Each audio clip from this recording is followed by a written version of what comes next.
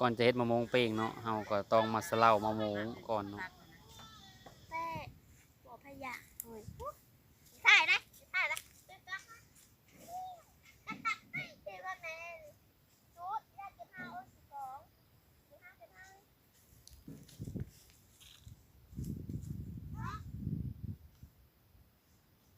เก็บห้าเก็บห้า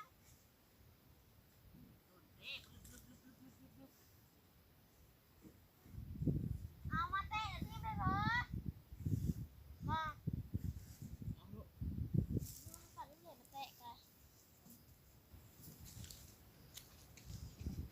อันนี้คือปูซอยเก็บเนาะซอยเก็บซอยกินนะวัดซะกินย่างแซ่บโหมแบบบ่เบิ่งไฟเลย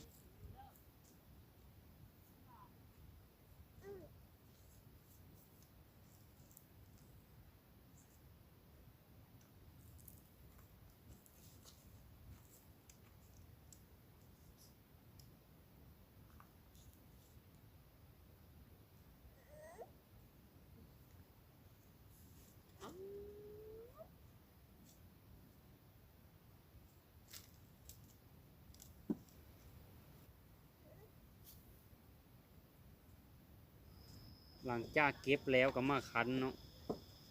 คั้นแล้วก็ไปต้มแล้วก็ตากแห้งบัดนี้เนาะตากแห้งก็สำเร็จรูป